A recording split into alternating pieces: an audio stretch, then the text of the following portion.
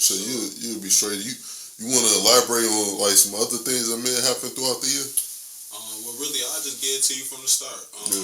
You know, last December, you know, I'm in my car chilling, whatever, get a call. My mother had already been sick for a while. She had been battling some health problems, and, you know, she passed away on December 3rd last year, just made a year this month. And so she passed away, and then I was so devastating because, you know, she is everything. I have a father, you know, I have a good father too, but at the time, he was dealing with some things as well. So her passing made me have to step into a role that, I mean, I can't say I wasn't ready for it because I've kind of lived it my whole life, but it put me in a role that I had to really put my life and what I wanted to do to the side, which I'm fine with. You know, there ain't no problem, not a complaint. So, you know, that happened. Right after that, literally 2 weeks later, we had a problem with our landlord, and so our house went under. Long story short, we had to leave. We woke up. I'm talking about pipes busted, no heat, and then it was like the coldest part of the winter. It was like negative outside. It was so cold. It was colder in our house than outside. Like, we wake up breathing, see the breath in the house. Like, it was so cold. So we all scrambled, living on people's couches and floors. We all split up. By we all, I mean me and my siblings. I got 5 younger siblings. We all split up, and then just the whole year, I just was grinding, like, you know, working extra jobs, doing whatever I could do to hustle up to get us a new crib because we couldn't go back. Then one day we go back to the house to get some stuff. We couldn't even take nothing with us because they done trashed our house. And in the neighborhood I was living in, when you not there long enough, everybody noticed. And it's a grimy neighborhood, so it's all type of people out there. And, you know, they took everything. I'm talking about, like, they took everything. We couldn't even take no clothes, nothing. So we just left with whatever we had on. So, you know, that happened. A couple months later, man, my granddad gets real sick.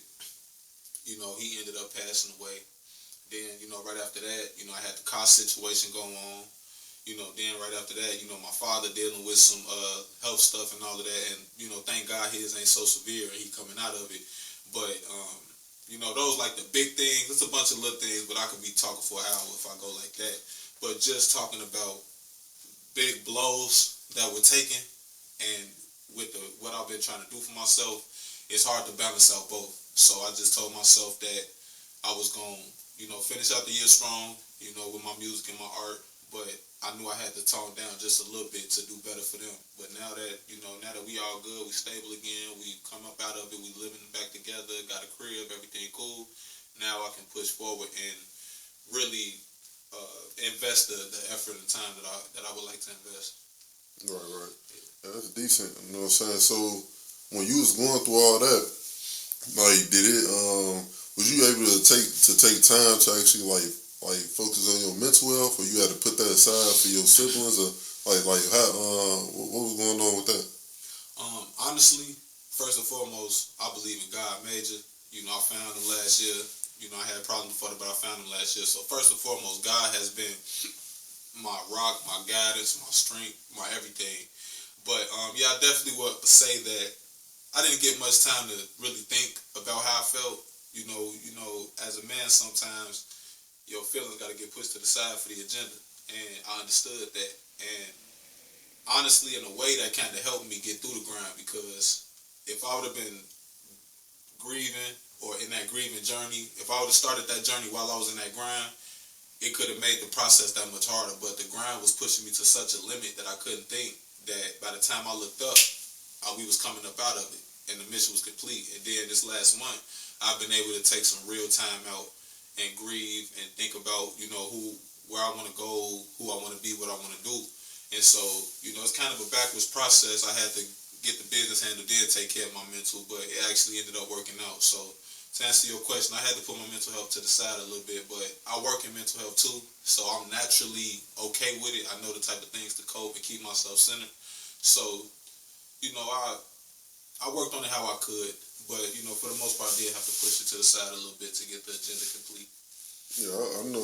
Trust me, I know all about that for sure, on a personal level.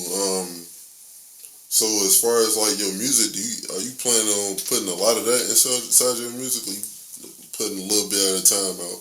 Oh man, I plan to pour my life into it. You know, now that I've accepted it, because At first, even when I first started putting music out, I was still half stepping. I wouldn't even put my face on the cover art. Like, if you go back and look, my first video, I'm not even looking at the camera. Like, I was still halfway, like, there. But now that I've embraced this, and I've embraced who I am, and what I do as an artist, now I'm ready to pour everything out. Like, I'm not holding back no stories. I'm not holding back no experience. You know, I'm pouring out whatever I have to give, whatever I have that I can talk about and articulate, I'm going to put out. And I'm going to make as much music as I can make. Yeah, that makes sense. That makes sense. So how? All right. So I noticed a lot of your videos. They not like the typical videos that you see in Chicago. How much like creative control you got in your videos? Like, are you the one directing, or you let the director direct it? No, I'm 100%. Okay, so I 100% put them together.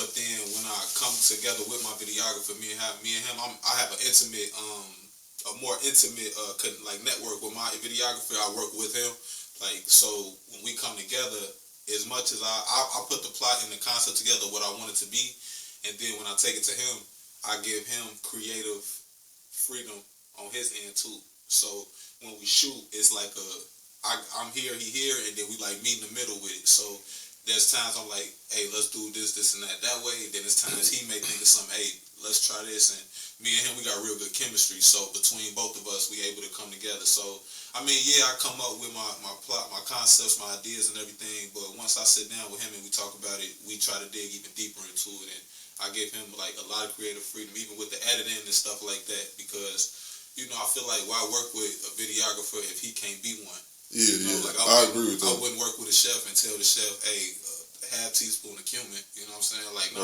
like, I'm going to let a chef be a chef. So I feel that way about my videographer. And it really go well that way.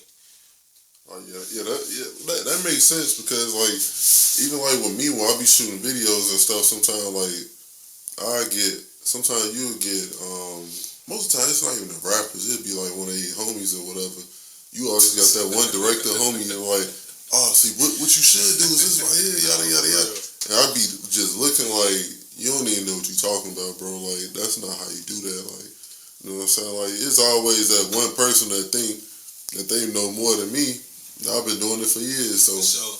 And I try not to do that to him because I know he been doing it for years. So it's almost it's like half creative freedom and half respect for his craft. Like, I know he know what he's doing. I wouldn't even be working with him if I didn't. So, you know. Yeah, no, I feel that. Trust me. Yeah, like, for sure. Yeah, so that makes sense. So all right. So what's the pros and cons? So I see a lot of your work is dropped on your page, and I know you've also dropped on other people's page. So what's the pros and cons of dropping on your page, and then what's the pros and cons of dropping on somebody else's page? Pros of dropping on my page is I'm able to have more content to put out because I do aspire to be a content creator, YouTuber, further than just music.